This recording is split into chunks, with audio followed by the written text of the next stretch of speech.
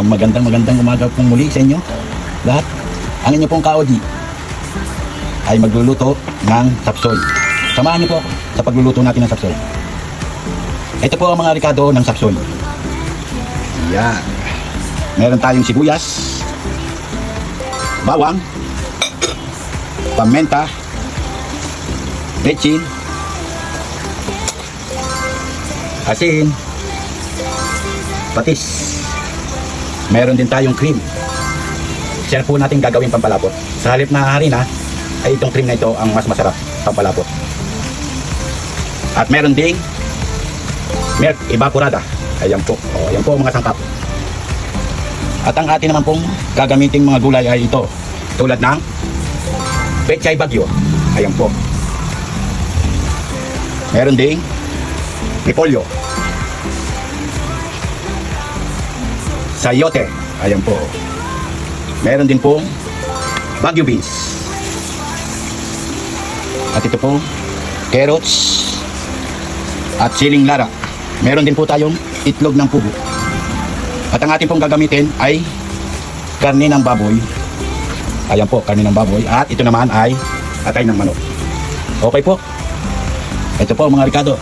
Tandaan nyo po. At kung sakaling gusto nyo magluto ay ito po ang mga rekado. Ayan. Okay po, samahan niyo po ako sa pagluluto at umpisa na natin. Okay.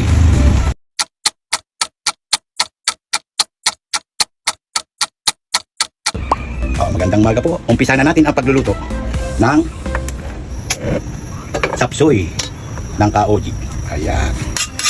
Lagyan po natin ng kaunti lang po mantika. Ayan. Nasya po natin pag sasangkutsahan ng karne. Lalagyan na po natin ang karne ng baboy. Ito po ay may kaunting asin na. Para pag isinangkot siya, may lasa na siya. Ayan o. Halo-halo na o. Ayan. Halo na po. Medyo pag may lumabas na siyang mantika, pwede na natin ilagay itong bawang at sibuyas. Ayan.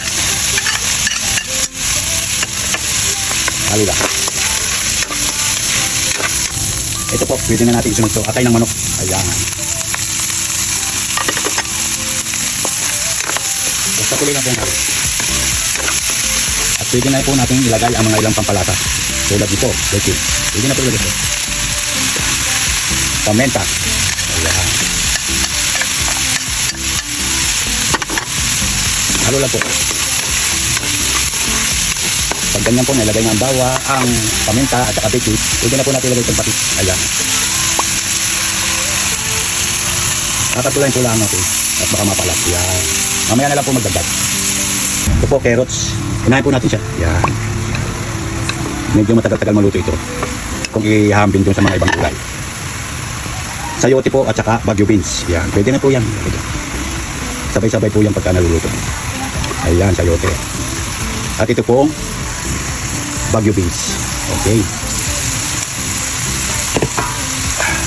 Halo. Ayan. Ito po ay hindi na nilalagyan ng tubig. Kasi ito pong mga gulay ay kusa na po ng tutubig yan. Ayan.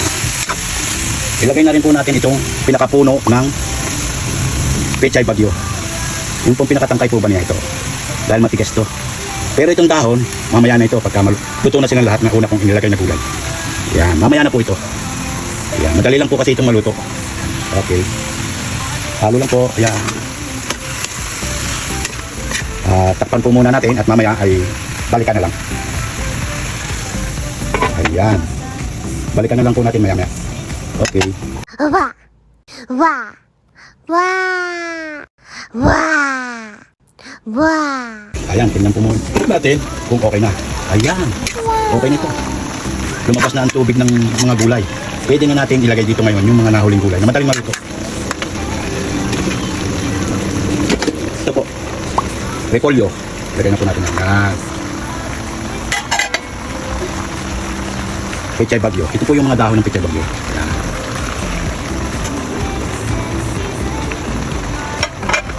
Halo po natin. Ayan. Madali na lang po ito. Kasi luto na yung mga unang nilagay kong gulay. Ayan. Pwede na po natin ilagay dito yung evaporada na gatas. Ito na po, ilagay natin. Ayan. Ito ang magpapalinamnam lalo dito sa gulay nito. Yan, malilamnam ang mga gulay. Okay. Ayan. Lapit na siya magluto. Okay. Titikman ko po at baka mayroon pang kulang na lasa. Sarap na. So Tama. nice. Ang alat. Lasa ng mga bawang, sibuyas, lasa. Ayan po. Ito po ang ating magiging pampalapot. Sa halip na harina, mas malinamnam to. Yan. Siya magpapalapot po dito. Yan. Okay. Halo lang. Yan. Okay na. Okay. Ito po, ilalagay na po natin ang itlog ng pugo at saka lara. Ayan. Lalo nang sasarap. Okay na po ito. Maraming salamat po sa pagsama sa akin sa pagluluto ng kaoji ng sapsoy.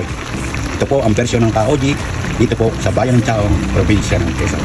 Ang Finger licking good special. That's what I'm talking about. ayan na po, luto na po ang sapsoy ng kaoji.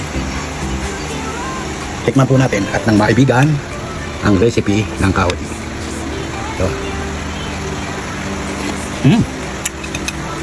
Sarap.